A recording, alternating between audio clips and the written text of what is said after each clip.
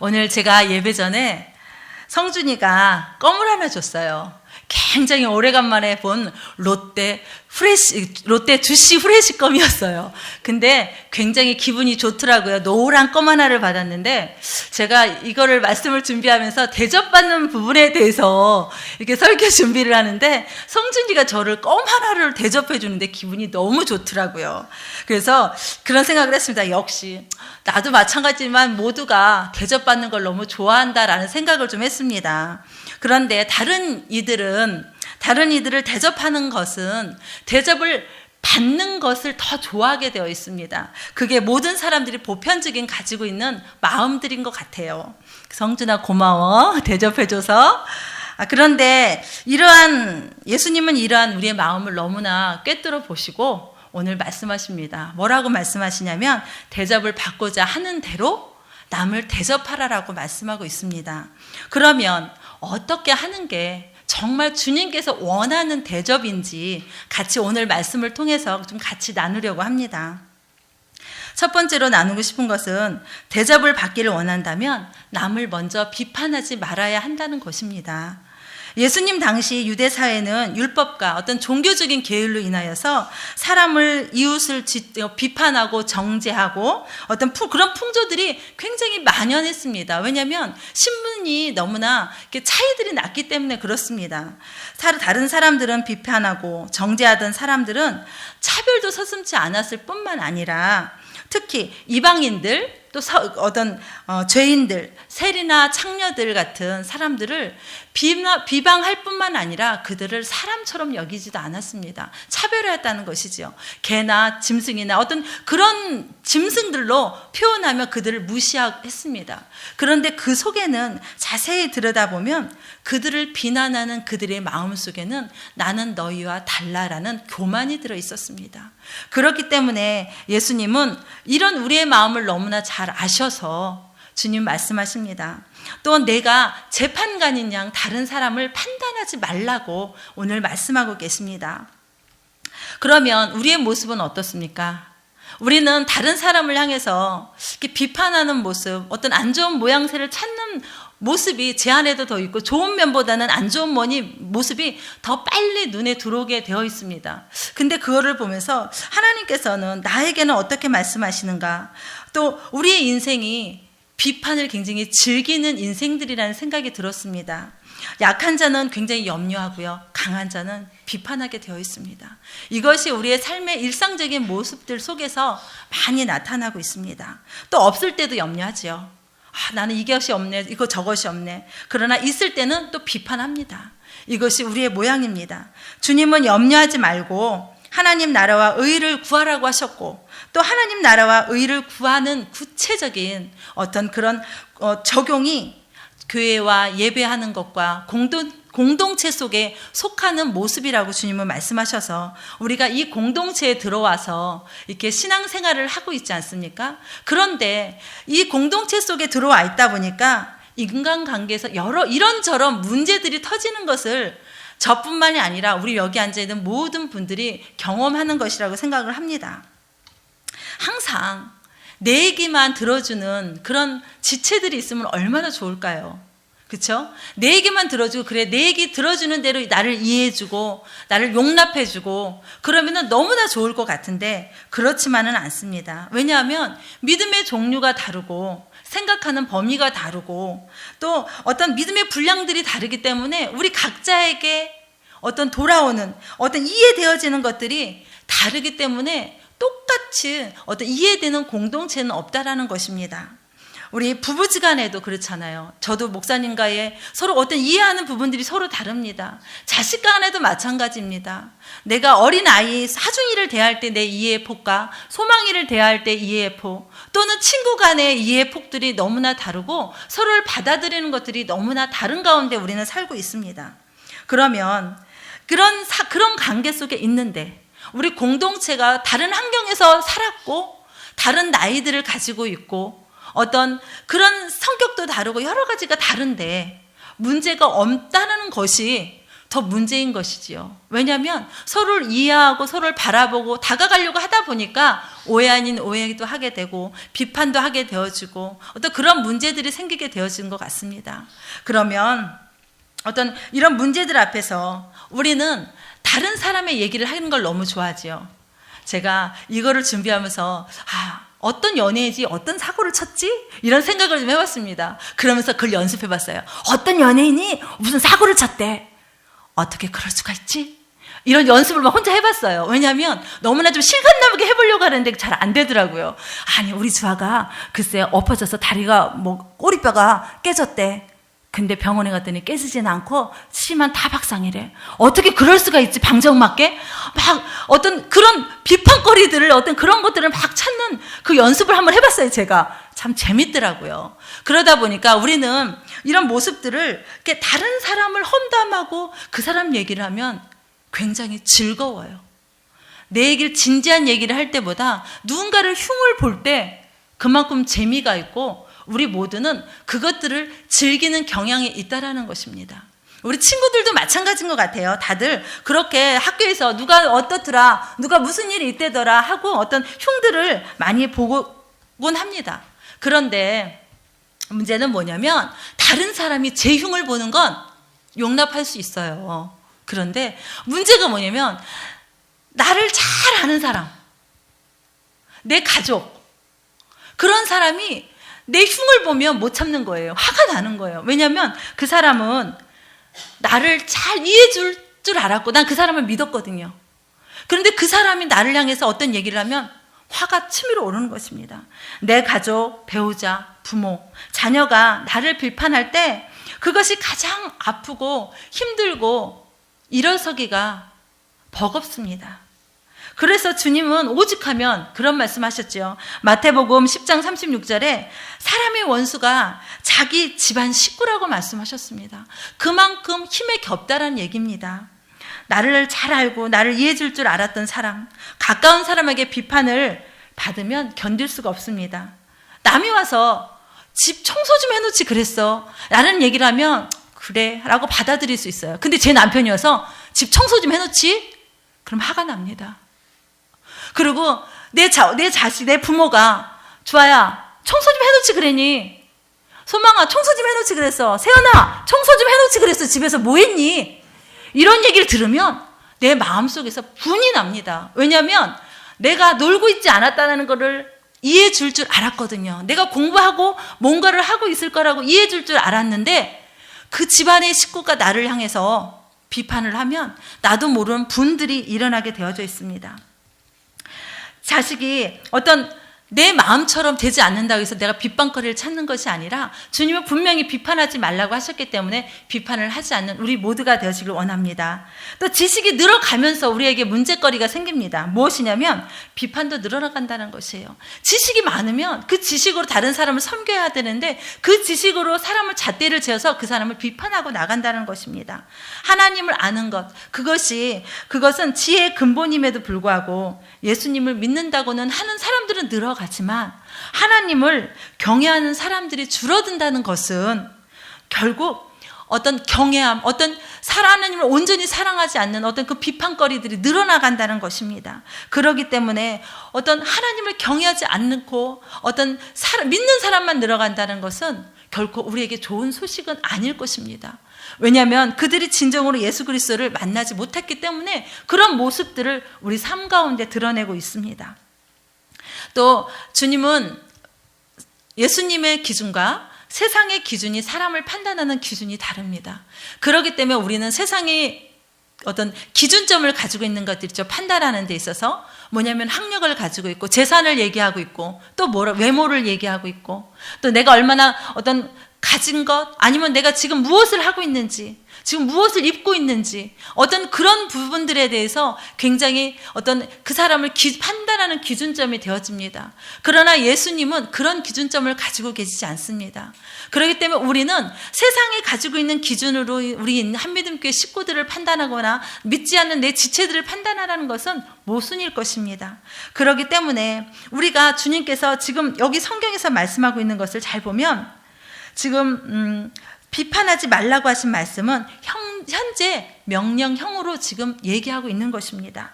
현재 명령형은 새로운 생활의 습관을 제시할 때 지금 주어지는 말씀인데, 우리에게 똑같이 그 말씀으로 우리에게 집에서거나 직장에서거나 학교에서나 그것들을 그만두라고 말씀하고 있는 것입니다. 그렇다면 내가 대접받기를 원한다면, 남을 대접하라고 하셨는데 두 번째로 내가 대접받기를 원한다라면 무엇을 해야 하느냐면, 자신을 바라보는 눈을 가졌을 때에 다른 사람을 대접할 수 있다라는 것입니다. 그랬을 때 대접을 받을 수 있다라는 것이지요. 성경에서 보면 우리는 얄팍한 내가 가진 지식을 가지고서 형제를 비판합니다. 어떤 단점을 본다는 것이지요. 자, 성경을 보세요. 3절에 보면 뭐라고 말씀이 되어 있냐면, 어찌하여 형제의 눈 속에 있는 티는 보고 내 눈 속에 있는 들보는 깨닫지 못하느냐라고 말씀하고 있습니다. 그렇죠? 분명히 형제라고 되어 있습니다. 제가 남에게 비판하는 것이 아니라 내가 가지고 있는 지식을 통해서 원수의 단점을 보는 것이 아닙니다. 분명히 내 형제를 보고 단점을 찾아낸다라는 것이에요. 그렇기 때문에 우리는 성경 공부를 하고 예배를 드리고 어떤 환경적인 뭔가를 하면서도 그것을 어디다 쓰고 있느냐면, 잘 보세요. 형제의 단점과 그것을 비판하기 위해서 지금 열심을 내고 있다라는 것입니다. 그러면 너무 억울하지 않습니까? 우리가 배운 것들, 우리가 하고 있는 모든 것들을 다른 나 유익에 쓰는 것이 아니라 무익한 곳에 쓰고 있다라는 것입니다. 말씀이 생명의 검이 아닌 비판의 칼이 되어지고 있다라는 것이에요. 이것은 우리 안에 굉장히 힘든 것입니다. 우리는 우리 자신도 모르게 형제의 눈을, 내가 우리 주와의 눈 속에 있는 주 잘못된 것을 고쳐야 되라고 불을 켜고서 그걸 빼려고 합니다. 그것을 덮어주기보다는, 그것을 이해해주기보다는 그것을 죽어도 빼야 된다라고 생각하고 나도 모르게 그런 행동을 한다는 것이에요. 그래서 주님은 말씀하십니다. 4절에 보세요. 4절에 보겠습니다. 보라라고 말씀하고 있어요. 첫 기절에 보라. 뭘 보라고요? 뭐라고 말씀하냐면, 자신의 눈 속에 있는 들보를 먼저 보라고 말씀하시는 거예요. 티는 가시예요. 들보는 통나무 같은 것입니다. 그런데 들보는 율법의 기초를 이루는 사랑하라, 용서하라와 같은 큰 계명이라고 한다면, 작은 들보는 티는 무엇이냐면, 장로들의 유전 중에서 극히 작은 일부분을 행하지 않은 그것들을 티라고 말할 수 있습니다. 세미한 것을 어길 때 가혹한 비판하는 것이 들보를 보지 못하는 사람들입니다. 형제를 사랑하지 못하면서 안식일에 손을 안 씻는다고 비판하는 바리새인의 모습과 같은 것이 우리가 가지고 있는 티를 보는 모습입니다. 형제의 티를 빼려면 내 눈이 건강해야 다른 사람의 눈에 있는 티를 빼낼 수 있습니다. 제가 이 말씀을 준비하면서 어떤 예화를 들으면 좋을까 하다가, 제 왼쪽 눈썹 아래가 눈썹 2가닥, 3가닥이 자라는데 눈동자를 찔러요. 그래서 결혼하기 전부터 그거를 늘 뽑았어요. 제가 어느 시점이 되면 그 눈동자 그 안에 있는 것들을 뽑았는데, 그 당시에 제가 아가씨 때는 아랫눈썹 쌍꺼풀 수술을 하지 않았었어요. 않다 보니까 이거를 윗눈이면 쌍꺼풀 수술하면 되는데 이 아랫눈이라 쌍꺼풀 하기가 참 어려웠거든요. 그러다 보니까 거울을 보고 맨날 이렇게 뽑았어요. 근데 문제가 생긴 겁니다. 무슨 문제가 생겼냐면, 제가 눈에 노안이 왔어요. 노안이 오다 보니까 제가 제 눈썹에 있는 눈썹을 뽑아야 되는데 보이지 않는 것이에요. 그러니까 화가 나는 거예요, 제 안에. 아니, 내가 눈에 노안이 와서 내 눈썹을 스스로 뽑을 수 없는 나이가 됐다는 것도 억울한데, 그러다 보니까 뭐가 있냐면, 제가 눈썹을 뽑아야 됨에도 불구하고 눈썹을 뽑지 못하고 옆에 살점들을 찝어뜰 때가 있습니다. 그러다 보니까 눈이 아프니까 눈물 흘리고 비비고, 그러다 결국 목사님을 불러서, 목사님 눈썹 좀 뽑아주세요. 지금은 제가 안 뽑습니다. 어느 시점이 되면 목사님을 불러서 목사님 보고 뽑아달라고 말합니다. 이것처럼 내가 잘못 보기 때문에 티를 빼겠다고 하면 엉뚱한 것들을 내만 건드리고, 아무리 지식을 가져도 내 눈에 들보가 있다라면 날마다 가까운 사람들에게 상처를 줄 뿐입니다. 제가 이 얘기를 왜 말씀을 드리냐면, 이렇게 들보를 내 눈에서 뺀 후에야 다른 사람의 눈에 있는 티를 뺄 수 있는 게 자격입니다. 우리에게 주어진 자격이에요. 그런데 우리는 그 들보를 빼내는 것이 굉장히 힘이 들잖아요. 그러다 보니까 주님께서 5절에 뭐라고 말씀하시냐면 외식하는 자에 먼저 내 눈 속에서 들보를 빼어라. 그 후에야 밝히 보고 형제의 눈 속에서 티를 빼리라라고 하고 계세요. 여기서 밝히 보고라는 말씀이 있습니다. 여기서 밝히 보고라는 말씀은 관심을 가지고 똑똑히 보라고 말씀하시는 거예요. 관심과 사랑을 가지고 보라는 것입니다. 먼저 자신을 바로 보고 나서 형제의 눈 속에 있는 티를 빼는 것이 사랑의 충고라고 말씀하고 있습니다. 세상에서 가장 불행하다고 생각하는 것이 보지 못하는 것이에요. 그런 사람은 부딪히고 넘어지고 좌절하고 자빠집니다. 하지만 그것보다 더 슬픈 것은 자신을 못 보는 사람입니다. 만약에 여러분이 소경이었다가 눈을 뜨게 된다면 무엇을 가장 먼저 보고 싶으세요? 수영아? 장님이었어, 수영이가. 그런데 눈을 뜨게 되었어. 그럼 가장 먼저 무엇을 보고 싶어? 바다가 보고 싶어. 또 다른 사람은? 우리 성준이는 뭐가 보고 싶어? 응? 하늘. 우리 세연이는 장님이었다가 눈을 뜨면 제일 먼저 뭐가 보고 싶어? 하늘. 자, 모든 사람들이 나 자신을 봐야 됨에도 불구하고 다른 것들을 먼저 보려고 합니다. 이것이 굉장히 문제인 것이에요. 하나님께서는 나를 볼 수 있는 눈을 가져야 된다고 말씀하시는데 우리는 영적인 눈들을 아직 들떠서 그것들을 뜨기 위해서 부단히 노력해야 됨에도 불구하고 그렇지 않음으로 인해서 내가 나 자신을 보고 그것들을 준비함에도 불구하고 그렇지 못한다는 것이에요. 우리 여기 앉으신 모든 분들은 영적인 눈을 뜰 뿐만 아니라 내 자신이 잘 보여서 그것이 나의 죄가 보여지는 은혜가 있기를 원합니다. 다른 사람의 비판거리를 찾는 자가 아니라 내 잘못, 내가 무엇을 주님에게서 벗어났는지를 먼저 찾아내고 그것들을 주님 앞에 고쳐나가시는 모두가 되어지기를 축복합니다. 우리 여기 오신 한 분 한 분 모든 분들이 내가 내 것을 잘 보았을 때에 다른 사람들을 온전하게 대접하고 그들로부터 또한 대접을 받을 수 있을 것입니다. 그렇다면 마지막으로요, 정말 인간답게 다른 사람을 잘 대접한다는 것은 어떤 의미일까요?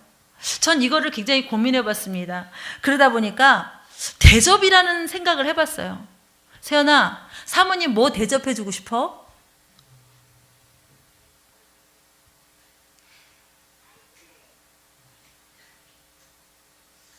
없어? 밥? 언제 밥 사? 고마워. 성준이는 사모님 뭐 대접해주고 싶어? 밥? 너도 밥 사. 이렇게 다른 사람을 대접한다라고 하면은 꼭 우리는 물질적인 것을 생각해요. 그러다 보니까 물질이 없는 사람은 대접한다라는 것 자체가 거부 반응이 들고 굉장히 어렵습니다.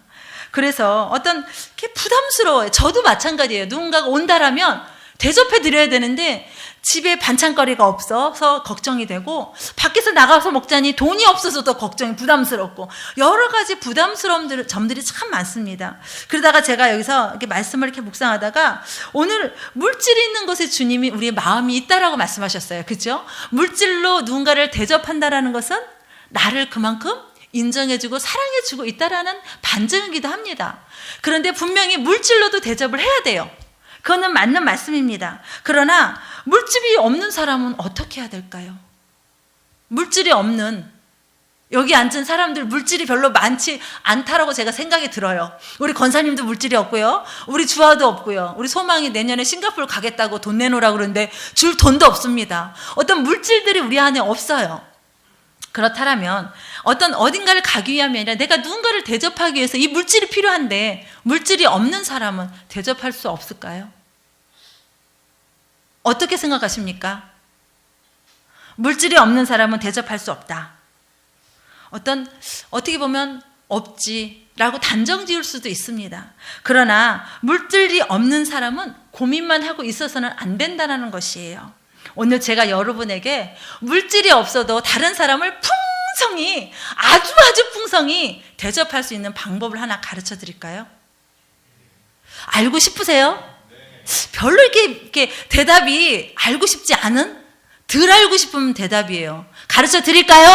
네. 성준이 가르쳐 줄까? 네. 정말 가르쳐 준 대로 할 거야? 네. 그래, 좋아. 가르쳐 줄게요. 그것은 바로 기도입니다. 내가 다른 사람을 대접하고 싶다라면, 물질이 없어 대접할 수 없다라면 그 영혼을 위해서 기도하는 것이 그 사람을 향해서 어마어마한 대접을 하는 것입니다. 한번 생각해 보셨습니까? 내가 없어서 고민하고 힘들어하고 내가 저 사람에게 나의 사랑을 표현할 수 있는 방법이 없다라면 그것을 인해서 하나님 나는 이게 없어요, 이게 없어요, 이게 없어라고 원망하고 불평하고 있을 때가 아니라 그 영혼을 향하여서 중보 기도할 때 그것이 그 사람에게 가장 풍성하게 그 사람에게 대접하는 것이라는 것입니다. 오늘 성경 말씀에서 말씀하고 있어요. 비판하기 앞서 우리는 먼저 기도해야 한다고 11절, 7절에 말씀하고 있습니다. 구하라 그리하면 너희에게 주실 것이요 찾으라 그리하면 찾아낼 것이요 문을 두드리라 그리하면 너희에게 열릴 것이니 라고 말씀하고 있습니다. 이 말은 뭐냐면 기도하라는 말이에요. 그렇죠? 기도하라는 말입니다. 하나님은 기도하면 주실 것이고 찾아낼 것이고 열릴 것이다라고 약속하셨습니다. 이 본문은 모두 현재 명령형으로 되어 있어요. 현재 명령형으로 되어 있는 것을 기억하실 뿐만 아니라 이 동작의 반복성을 통해서 지금 강조하고 있습니다. 그렇기 때문에 어떤 주실 것이요 찾아낼 것이요 열릴 것이의 이 기도는 대가를 분명히 보장한다라고 지금 말씀하고 있는 것입니다. 구하는 동사가 3번이나 나와요. 그죠? 그 다음에 보장하는 동사가 3번 동시에 나옵니다. 이런 문맥, 이런 것을 볼 때에 기도의 응답의 확실성을 지금 나타내주고 있는 것입니다. 그렇기 때문에 우리가 기도하고 찾고 두드릴 때에 주님께서 우리에게 그것을 그대로 해주신다라고 지금 말씀으로 약속해 주고 있는 것입니다. 그렇다면 내가 다른 사람에게 대접해 줄 수 없는 물질적인 환경에 처해 있는 우리 모두라면 저는 여기 이 자리에 앉으신 모든 분들이 이 말씀에 해당된다라고 봐요. 왜냐하면 넉넉하지 않기 때문에 내 생활 가운데 늘 빠듯하기 때문에 그 말씀으로 한다면 다른 사람을 대접해 줄 수 없지만 이 말씀을 붙들고 다른 영혼들에서 기도할 때 그들의 삶 가운데 영적인 것이 풍부해질 뿐만 아니라 삶 가운데서 그것들이 풀어지고 가득 채워질 거라고 믿습니다. 여러분 모두도 그런 부분들에 대해서 또 어떤 이런 전후 문맥, 앞과 뒤의 문맥을 살펴볼 때도 이 말씀은 나를 향한 말씀만은 아닌 것이에요. 왜냐하면 다른 이들, 이웃에 대한 사랑과 긍휼, 그것들을 표현할 뿐만이 아니라 구하고 다른 영혼들을 위해서 구하고 그 방법을 찾을 때에 문을 두드릴 때에 주님은 반드시 가장 좋은 길로 우리에게 그것들을 열어주신다고 지금 약속하고 있는 것입니다. 그렇다면 우리는 어떻게 할까요? 오늘 내가 누군가에게 대접해야 될 사람들을 한번 생각해 보십시오. 내가 누군가에게 음식으로 대접을 받았다거나 내가 누군가에게 어떤 선물을 받았다거나 아니면 내가 누군가에게 어떤 감사의 마음이 있다거나 어떤 여러 가지 우리 삶 가운데는 그런 일들이 너무나 많을 것입니다. 영적으로 은혜를 받았던, 내가 물질적으로 받았던, 또 내가 누군가에게 그 은혜들, 내가 받은 은혜들을 흘려보내야 될 사람이 있던 그 사람들을 한번 생각해 보십시오. 내가 그들을 향해서 대접해야 될 것입니다. 주님은 내가 대접을 받고자 하면 그들을 먼저 대접하라고 하셨습니다. 그렇기 때문에 우리에게 주어진 이 말씀처럼 내가 그들의 영혼을 위해서 기도할 사람들을 머리에 생각해 보십시오. 그리고 구체적으로 그의 영혼을 위하여서 무엇을 어떻게 기도하는 것이 가장 좋은 대접인가 한번 고민해 보시기 부탁드리겠습니다. 그렇기 때문에 기도하는 것이 최고의 사랑이에요.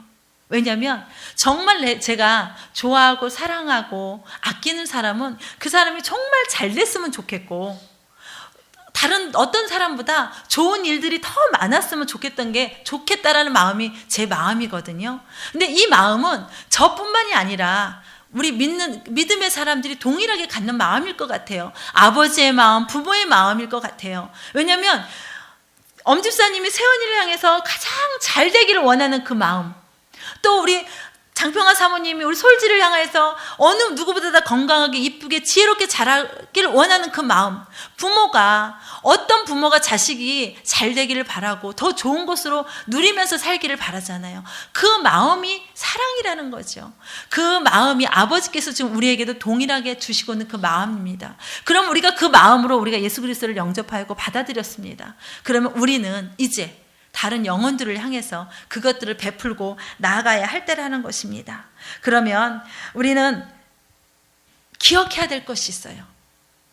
말씀을 정리하면서 기억해야 될 것이 무엇이냐면, 예수님이 이 땅 가운데 오실 때에, 재림에서 다시 오셨을 때에, 우리를 심판하실 때에 무엇을 갖고 심판하시냐는 것이에요. 내가 다른 사람을 비판했던 그것을 가지고 나를 심판할 것이고, 참 두렵습니다. 그 말씀을 접할 때마다 내가 살아오면서 내가 수도 없이 남들을 비판했던 그 비판으로 저를 비판하시고 저를 심판하신다면 전 천국에 못 갈 것 같아요. 그러기 때문에 그 말씀으로 인해서 제가 돌이켜 회개하고 주님 앞에 그렇지 않은 삶을 살려고 노력하고 있습니다. 그렇기 때문에 우리는 다른 사람을 비판하지 마시고 용서하시고, 또한 비판한 대로 심판하신다니까 한 심판에 대해서 기억하셔서 흘려버리지 마세요. 왜냐하면 우리는 늘 잊어버리지만 그것들을 잊어버리지 않고 내 마음에 새겼을 때에 그것들로 인하여서 내가 하나님에게 더 겸손히 무릎 꿇고 나아갈 수 있는 것입니다. 사랑과 긍휼로, 기도로 다른 지체들을 대접하시는 우리 한미든교회 식구들이 되어지길 원합니다. 다른 사람들을 위해서 중보하셔서 그것들이 충분히 넘치도록 우리의 삶 가운데 드러내시기를 또한 부탁을 드립니다. 그랬을 때 하나님께서 반드시 우리 가운데 더 좋은 것으로 갚아주실 것을 또한 확신합니다.